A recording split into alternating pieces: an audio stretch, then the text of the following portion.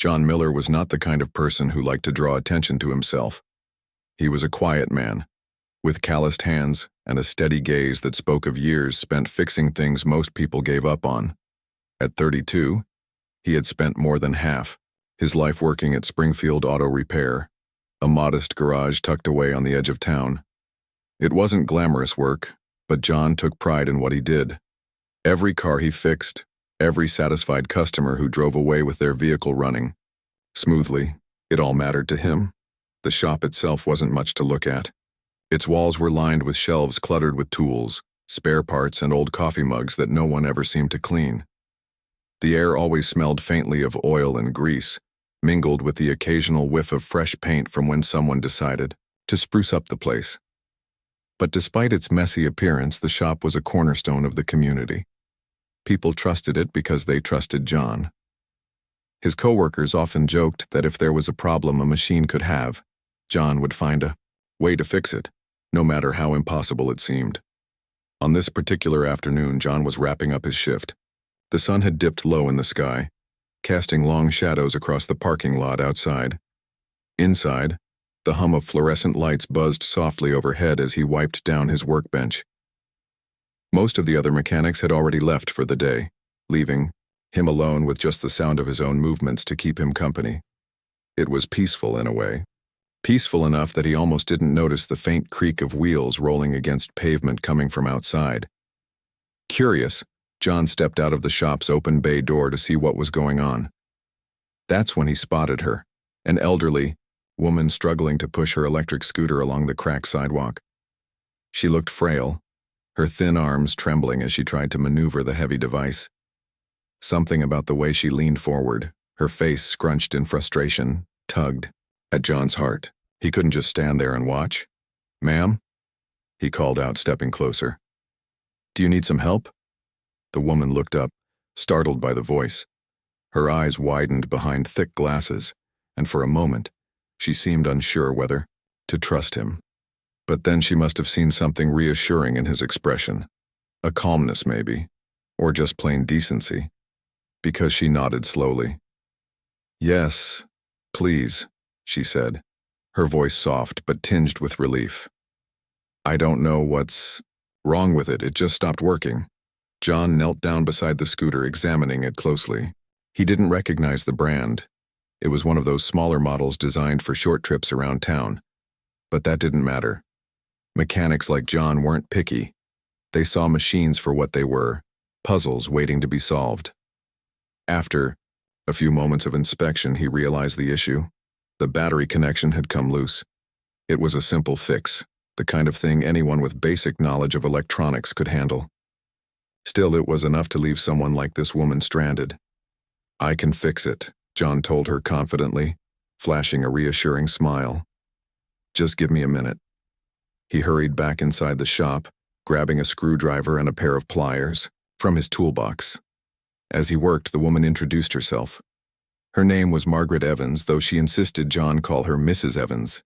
She lived a few blocks away and relied on the scooter to get groceries, visit friends, and attend church on Sundays. Without it, she explained, getting around was nearly impossible. "It's silly, really," she added with a sheepish laugh. "But I'd be lost without this thing."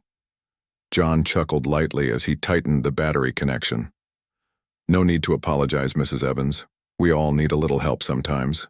With a final twist of the screwdriver, the scooter roared back to life, or as close to roaring as an electric scooter could get.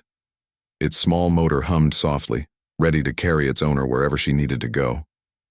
"There you are," John said, standing up and brushing dirt off his jeans. "Good as new." Mrs. Evans beamed at him, her weathered face lighting up with gratitude. "Oh, thank you so much, John. You've saved me a lot of trouble. I don't know what I would have done if you hadn't been here." "It's no problem at all," John replied, waving off her thanks. "Just glad I could help." As Mrs. Evans climbed back onto her scooter, she reached into her purse and pulled out a crumpled $20 bill. "Here," she said, holding it out to him. "For your time." John shook his head firmly. "I can't take that, Mrs. Evans, really, it's fine. Just happy to lend a hand." She hesitated for a moment, clearly unused to refusing payment. but eventually slipped the money back into her purse. "Well, if you're sure," she said, her tone laced with admiration. "You're a good man, John Miller. Don't let anyone tell you otherwise." With that, she drove off, waving one last time before disappearing down the road.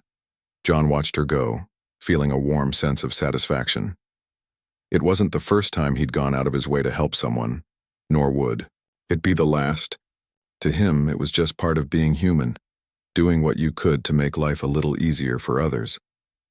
What John didn't realize, however, was that someone else had been watching the entire exchange. Standing near the shop's office window was Alan Brooks, one of the managers. Alan was a tall, wiry man with sharp features and an even sharper temper. He prided himself on running a tight ship, where rules were followed and profits came first. To him, kindness was a luxury the business couldn't afford. As John returned to the shop, Alan stepped forward, his lips pressed into a thin line. "What do you think you're doing?" he demanded, his voice cold and clipped. John blinked, caught off guard by the question. "What do you mean?" "That scooter," Alan snapped, pointing toward the now empty spot where Mrs. Evans had been. "You used company tools to fix it. That's against policy." John frowned, suddenly defensive. "It only took me 5 minutes, and the tools I used aren't exactly rare. Besides, she was stuck. What was I supposed to do, just ignore her?" "That's exactly what you're supposed to do," Alan shot back. "We're not running a charity here, John. If we start letting employees use our resources for personal favors, where does it end? Next thing you know, everyone will be expecting free repairs." John opened his mouth to argue but stopped himself. There was no point reasoning with Alan when he got like this. Instead, he muttered under his breath, "It wasn't about making money. It was about helping someone who needed it." Alan's jaw tightened. "Helping people isn't your job. Your job is to follow the rules. And right now, you're failing at it." The two men stared at each other for a long moment, the tension between them palpable. Finally, John turned away, shaking his head in disbelief. He finished cleaning up, his workspace in silence. The earlier warmth he'd felt after helping Mrs. Evans replaced by a growing sense of unease. Little did he know, this encounter would set off a chain of events that would change his life forever. The next morning, John woke up with a heavy feeling in his chest. He replayed the conversation with Alan over and over in his mind, trying to figure out if he could have handled it differently. Maybe he should have asked permission first before using the tools. Or maybe he should have explained himself better. But deep down he knew that what he did wasn't wrong. Helping someone in need didn't feel like something he should apologize for. Still, as he drove to work, John couldn't shake the uneasy feeling that things weren't going to go well. When he arrived at the shop, the parking lot was already bustling with activity. Mechanics were unloading parts from a delivery truck, and customers waited patiently near the front desk to drop off their cars. Everything seemed normal, except for the way people looked at him. Some of his coworkers glanced his way but quickly turned their heads when he met their eyes. Others whispered to each other, their voices low enough to avoid being overheard. Something was off. John pushed open the door to the shop and headed straight for his usual spot. Before he could even grab his toolbox, though, Alan appeared holding a folded piece of paper in his hand. His expression was unreadable, but there was a stiffness in the way he carried himself that made John's stomach sink.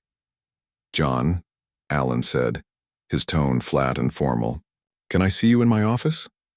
The word sent a chill through John's body.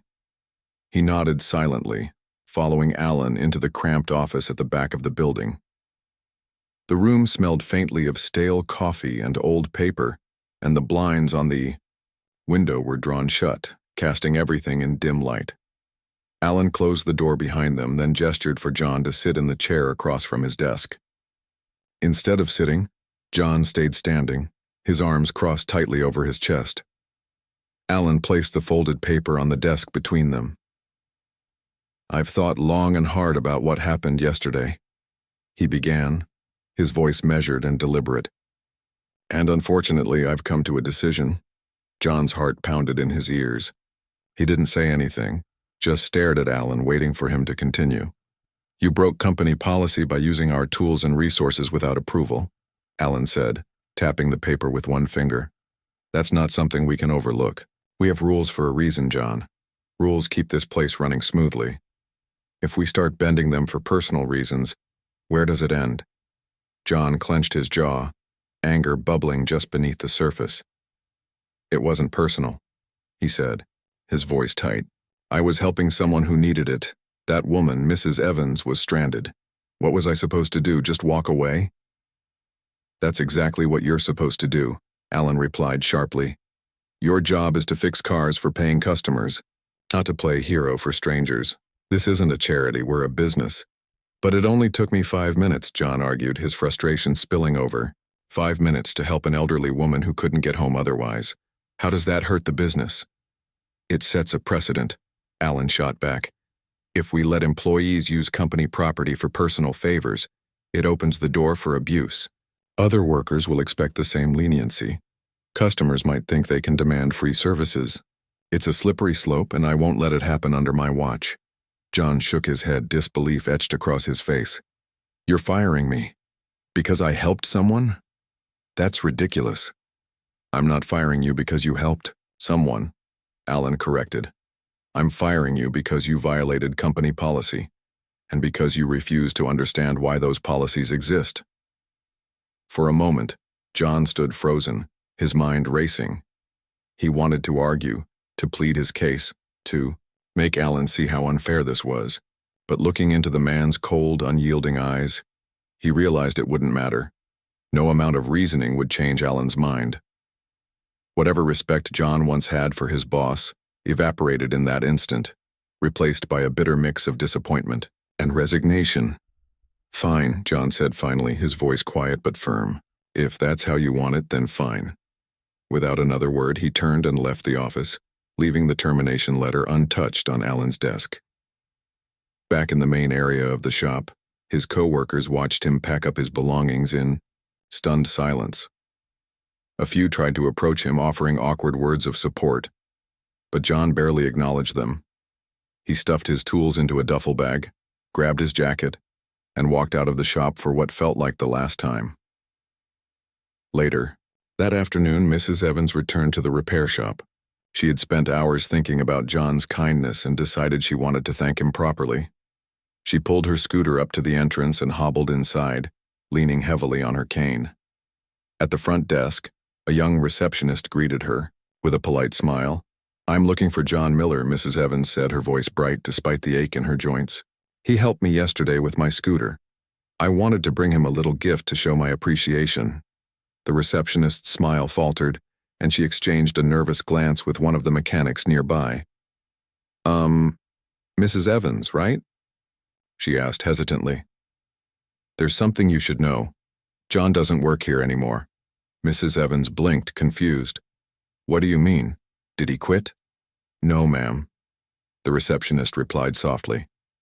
He was fired. Fired? Mrs. Evans repeated, her voice rising in disbelief. Why? The mechanic stepped forward, clearly uncomfortable but unable to stay silent. Apparently, Mr. Brooks found out about what John did for you yesterday.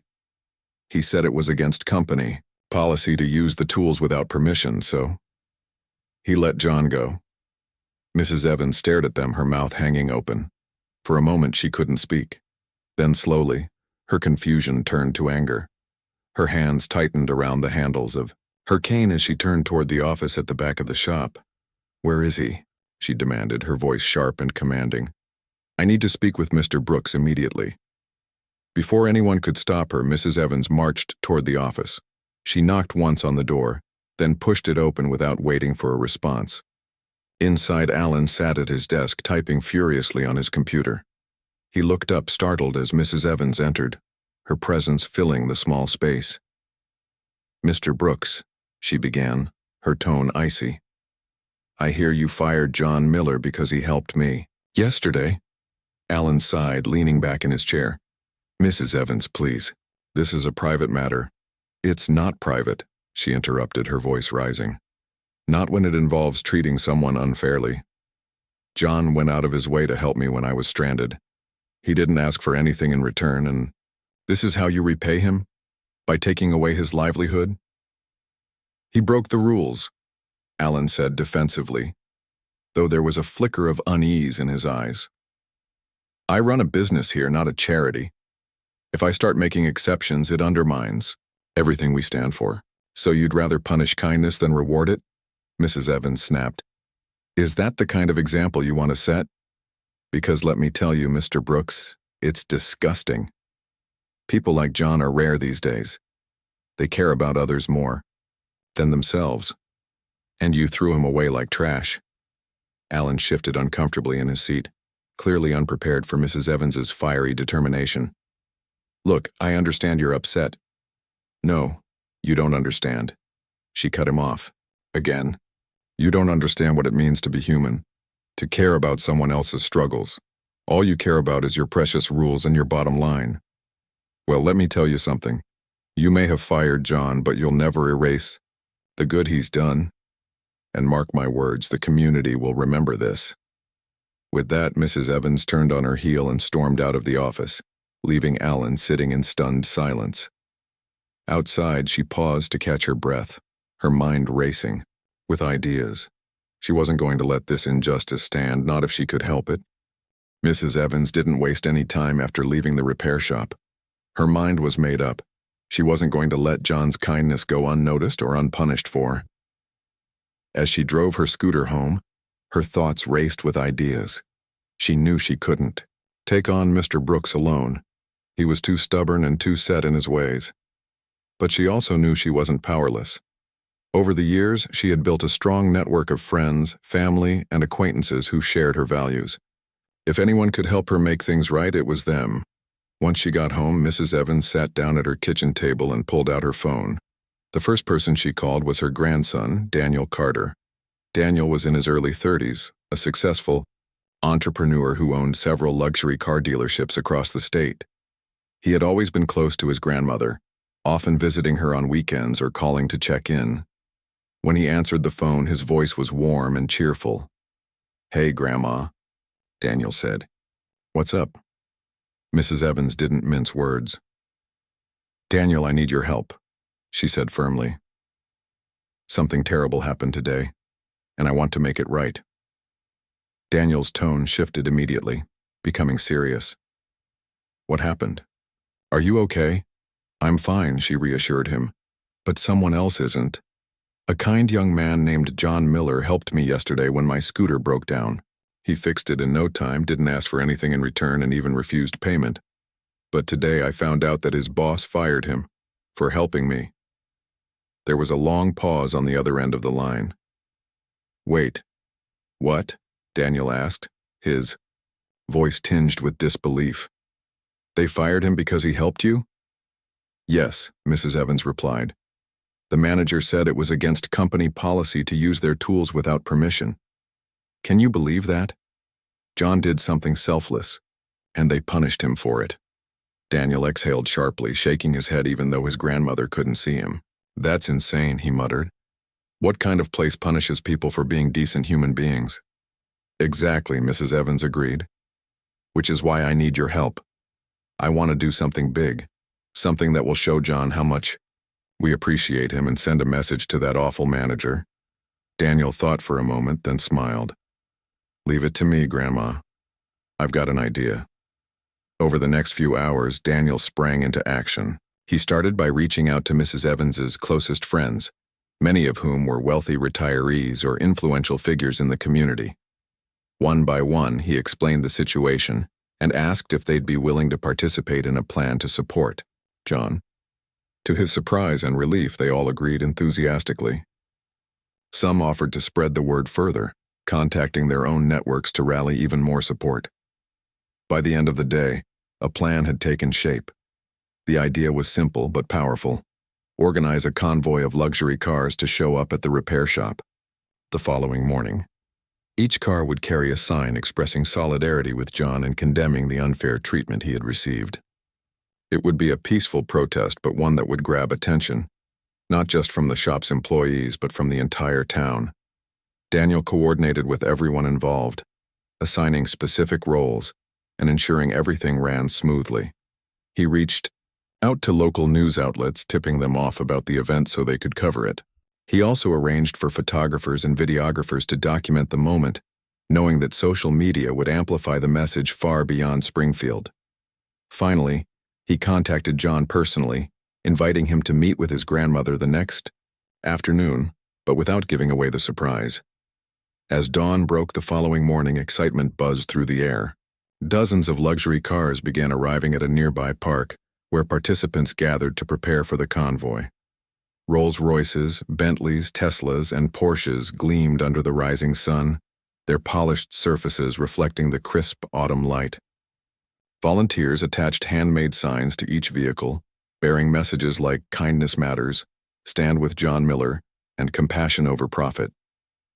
The sight was breathtaking, a sea of wealth and privilege united not for status but for justice. At the center of it all stood Daniel and Mrs. Evans. Despite her age, Mrs. Evans looked invigorated, her eyes sparkling with determination. She held a large banner that read, "We support kindness," while Daniel gave final instructions to the drivers. Everything was ready. When the clock struck 8, the convoy rolled out onto the main road leading to the repair shop.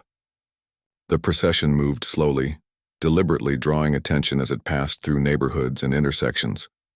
Cars honked in support, pedestrians stopped to snap photos, and whispers of curiosity rippled through the crowd. By the time the convoy reached its destination, a small crowd had already gathered outside the shop, eager to see what was happening. Inside the repair shop, chaos reigned. Employees rushed to the windows, staring wide-eyed at the spectacle unfolding before them. Mr. Brooks, meanwhile, paced nervously in his office, trying to figure out how to handle the growing commotion. Reporters arrived moments later, microphones in hand, demanding answers about why such a generous act of goodwill had resulted in John's firing. For the first time in years, Mr. Brooks looked truly rattled. Outside, Mrs. Evans stepped forward, her cane tapping lightly against the pavement as she addressed the crowd. "This isn't just about one man," she declared, her voice steady and clear. "It's about standing up for kindness, compassion, and humanity. John Miller lost his job because he cared enough to help someone in need. That's not something we should punish. It's something we should celebrate." Applause erupted from the crowd, echoing loudly enough to shake the very walls of the repair shop. Cameras flashed, capturing every moment. And somewhere in the midst of it all, John Miller watched from a distance, overwhelmed by the outpouring of support he never expected, but desperately needed. John had no idea what was waiting for him when he arrived at the scene. After Daniel's mysterious phone call the night before, all he knew was that Mrs. Evans wanted to meet him near the repair shop the next afternoon.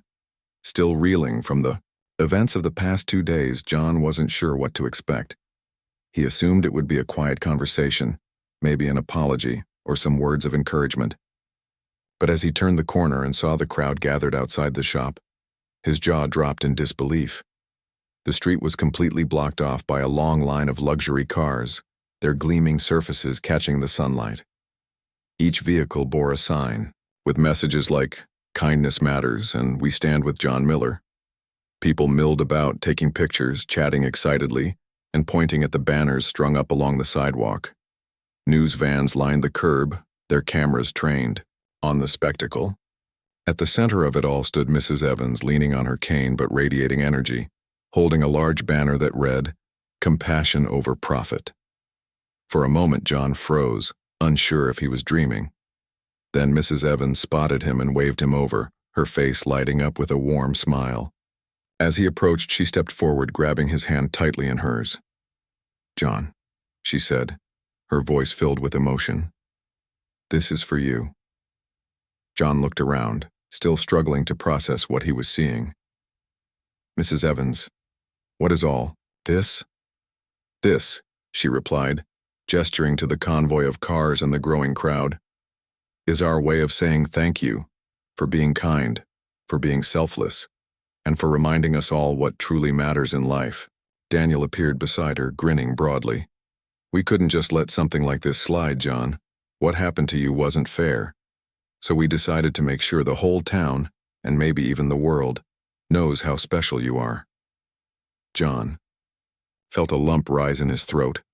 He glanced at the faces around him, strangers cheering, reporters scribbling notes, children waving from the windows of expensive cars. It was overwhelming, surreal. Never in his life had he imagined anything like this could happen because of a simple act of kindness. Meanwhile, inside the repair shop, Mr. Brooks was losing control of the situation. The noise outside had grown deafening, with horns honking, people clapping and reporters shouting questions through the open bay doors.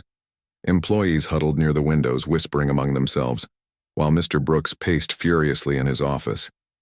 His phone buzzed constantly with calls from higher-ups, furious about the negative publicity. Every attempt he made to address the crowd only seemed to make things worse. Finally, unable to ignore the chaos any longer, Mr. Brooks stepped outside, squinting against the glare of camera flashes. A reporter shoved a microphone in his face, almost immediately.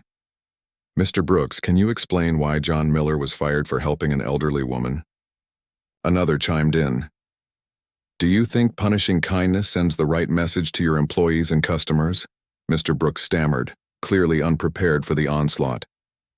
"This isn't about kindness," he protested, though his voice lacked conviction. "It's about following policies. Running a business requires rules." "But at what cost?" interrupted Mrs. Evans, who had moved closer to the group. Her tone was sharp, cutting through the noise like a knife. "At the cost of humanity, of decency? You fired a good man because he did the right thing. How do you justify that?" The crowd erupted into cheers, drowning out whatever feeble response Mr. Brooks attempted.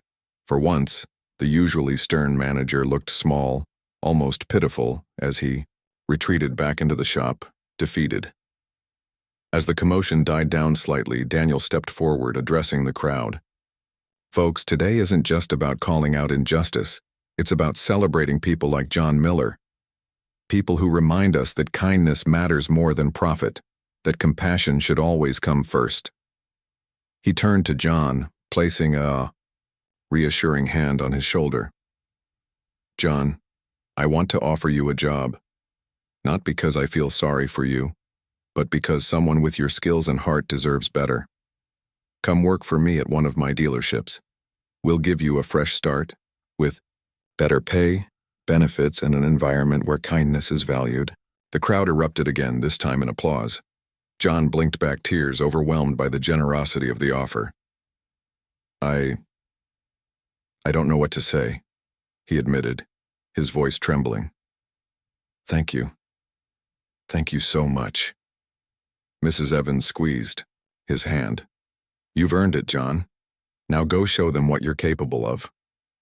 Later that evening, after the crowd had dispersed and the luxury cars had driven away, John sat alone in his apartment, replaying the day's events in his mind. He thought about the convoy, the cheering crowd, the heartfelt speeches, and most of all, the incredible offer from Daniel. It was a dream come true, a chance to rebuild his life in a place that truly appreciated him.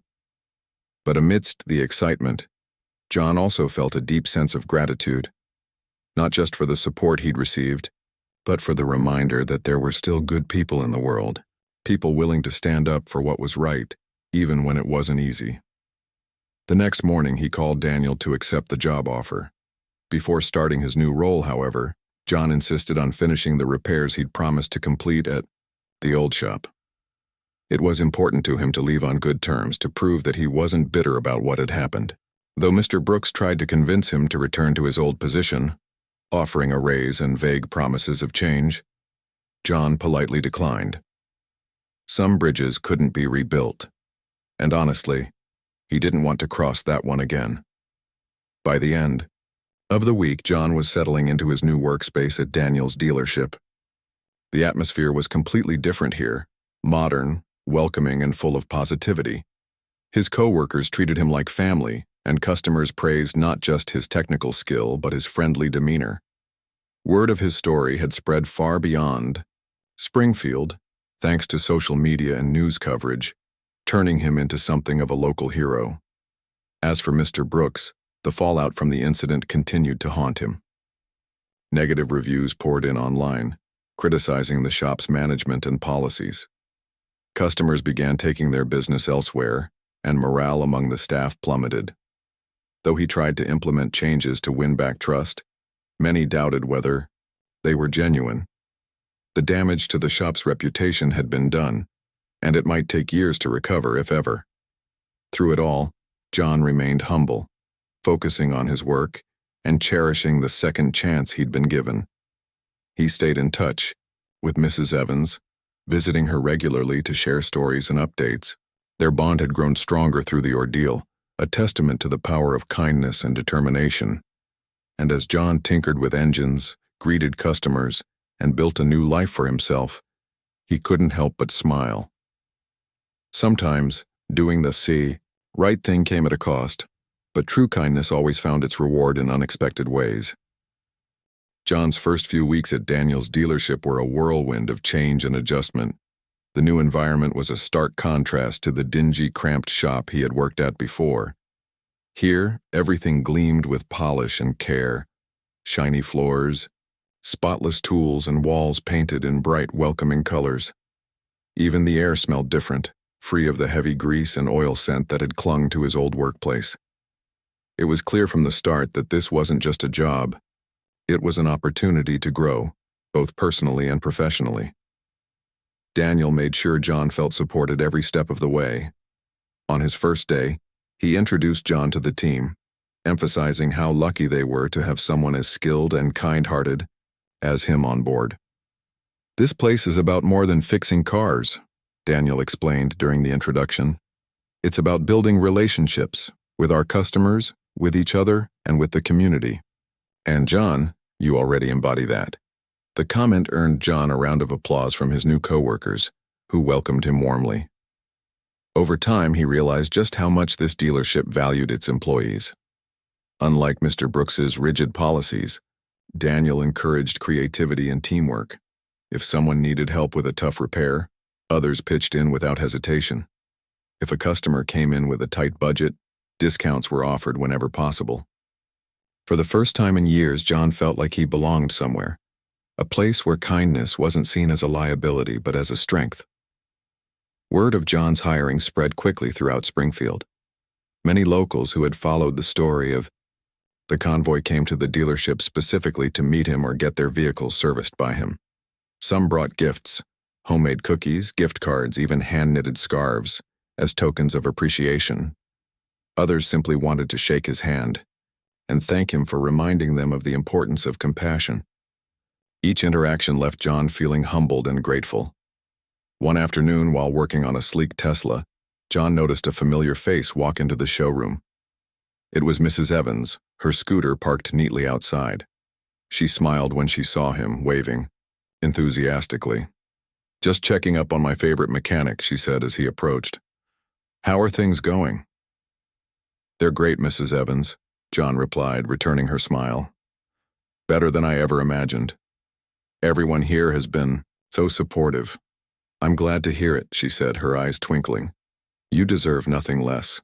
As they chatted, Mrs. Evans mentioned that the Convoy had sparked conversations across town and beyond. People were sharing stories of their own acts of kindness, inspired by what had happened. Schools invited her to speak at assemblies about the importance of empathy, and local businesses started hosting events to promote charitable causes. In many ways, the impact of the Convoy had grown far beyond John himself, creating ripples of positivity that touched countless lives. But not everyone was celebrating. Back at the old repair shop, Mr. Brooks struggled to salvage what remained of his reputation. Negative reviews continued to pile up online, painting him as cold-hearted and out of touch.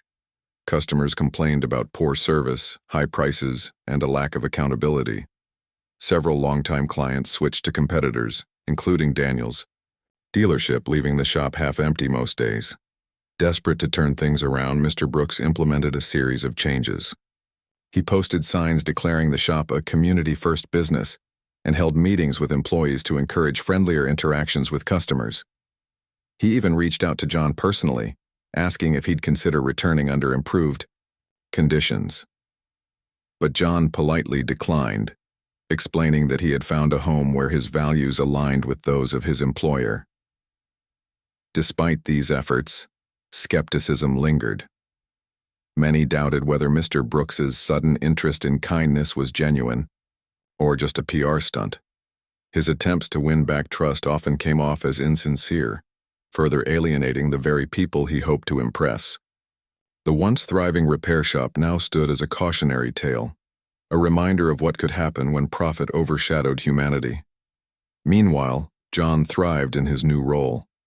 His skills quickly earned him a reputation as one of the best mechanics in the area. Customers trusted him not only to fix their cars, but also to treat them fairly. One particularly memorable moment came when a young mother brought in her car, visibly stressed because it had broken down on her way to pick up her kids from school. John assured her he'd take care of it and even arrange for a courtesy vehicle so she wouldn't be stranded. By the end of the day, her car was running smoothly, and she left the dealership in tears, not of frustration, but of gratitude. Stories like these became common. John didn't see himself as extraordinary. He was simply doing what he believed was right. Yet to others, his actions carried weight. They proved that small acts of kindness could create big changes, not just for individuals, but for entire communities. As months passed, John settled into a rhythm, balancing work with visits to Mrs. Evans and occasional appearances at local events. He never sought fame or recognition, but he couldn't deny the joy he felt knowing he had made a difference. Every repaired engine, every satisfied customer, every handshake, it all reminded him why he loved being a mechanic in the first place. And then there was Daniel, whose belief in John hadn't wavered since the day they met. Daniel frequently stopped by the workshop to check in, offering advice or sharing stories of his own experiences as a businessman. Their friendship deepened over time, built on mutual respect and shared values. To John, Daniel wasn't just a boss, he was a mentor, a supporter, and a true friend. Life wasn't perfect, of course. There were still challenges, long hours, and moments of doubt. But through it all, John held on to the lessons he had learned. That kindness mattered, that standing up for what was right was worth the risk, and that sometimes the smallest gestures could lead to the biggest rewards. One evening, as he locked up the dealership and prepared to head home, John paused to look at the glowing sign above the entrance. It read, "Carter Luxury Auto Care, where people come first." For the first time in a long while, he felt truly content. This wasn't just a job, it was a calling. And he knew, without a shadow of a doubt, that he was exactly where he was meant to be. Months turned into a year, and John Miller's life had transformed in ways he never could have imagined. His days at Carter Luxury Auto Care were filled with purpose, laughter, and the satisfaction of knowing he was making a difference. Not just for his customers, but for himself. The lessons he had learned from the events surrounding his firing and the convoy of luxury cars stayed with him, shaping how he approached every challenge and interaction.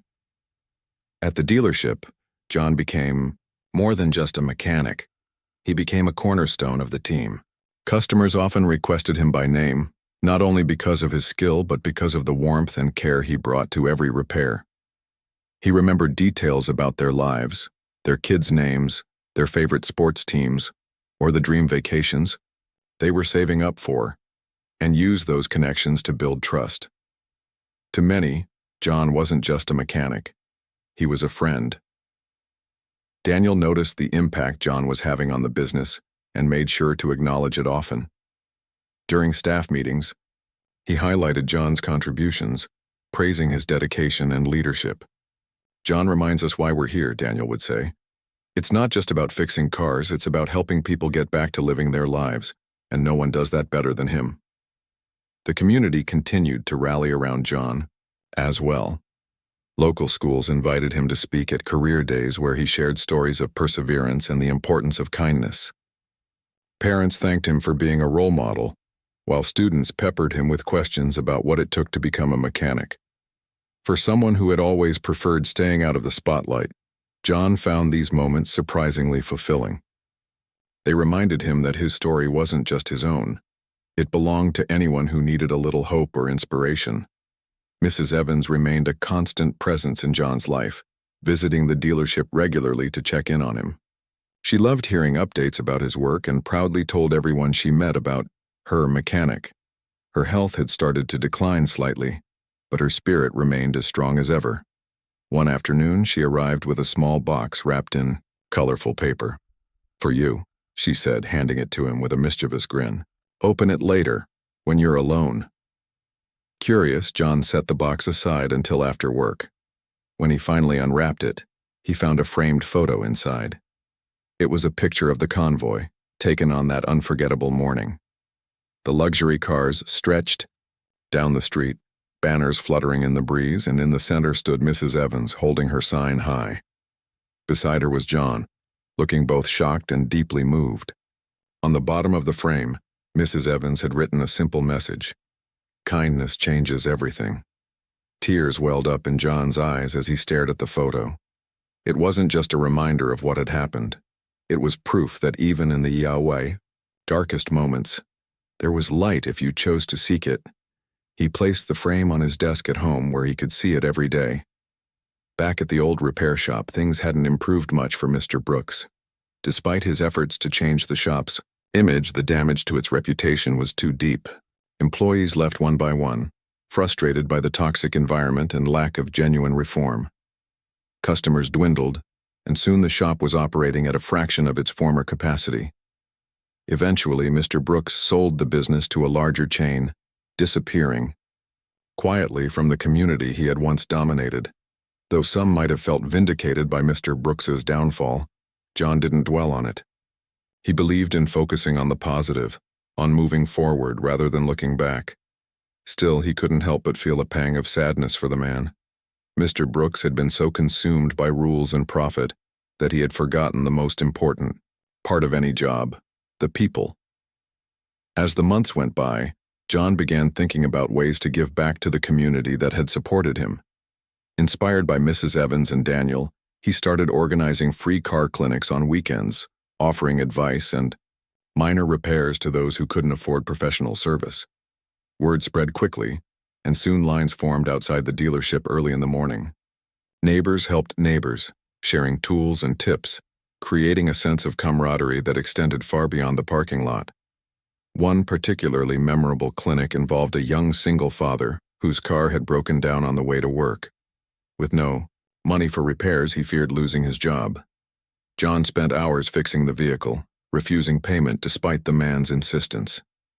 "Take care of your family," John told him. "That's all the thanks I need." Stories like this spread throughout Springfield, further cementing John's status as a local hero. But to him, none of it felt extraordinary. He saw himself as simply doing what anyone should do, helping others when they needed it most. By the end of the year, John received an unexpected invitation. A nonprofit organization dedicated to promoting acts of kindness wanted to honor him at their annual gala. At first he hesitated, uncomfortable with the idea of being celebrated, but Mrs. Evans convinced him to attend, reminding him that accepting the recognition wasn't about him. It was about spreading the message of compassion. The night of the gala, John dressed in a suit borrowed from Daniel and joined Mrs. Evans and Daniel at the event. As he walked onto the stage to accept the award, the room erupted in applause. Looking out at the sea of smiling faces, John felt a surge of gratitude. For the strangers who had shown up with their luxury cars, for Mrs. Evans and her unwavering determination, for Daniel's faith in him, and for the countless individuals who had reminded him that kindness mattered. In his speech, John kept it short and heartfelt. "I'm not special," he said, his voice steady despite the lump in his throat. "I'm just someone who believes in doing the right thing, even when it's hard. If my story teaches you anything, let it be this. Kindness is powerful. It can change lives, including your own." When he returned to his seat, Mrs. Evans reached over and squeezed his hand. "You did good, John," she whispered. "Real good." As the evening drew to a close, John reflected on how far he'd come. From the moment he fixed Mrs. Evans's scooter to the present, his journey had been marked by challenges, surprises, and triumphs. Through it all, he had held on to one truth: That kindness, no matter how small, could create ripples that reached farther than anyone imagined. And as he looked around the room, at the friends, mentors, and supporters who had shaped his path, he knew he wasn't alone. Together they had proven that compassion was worth fighting for, that humanity thrived when people chose to stand together. Life wasn't perfect, and John knew there would still be struggles ahead. But he also knew he had something invaluable: a community that cared, a job that fulfilled him, and the knowledge that even the simplest act of kindness could spark a chain reaction of change. For John Miller, that was enough.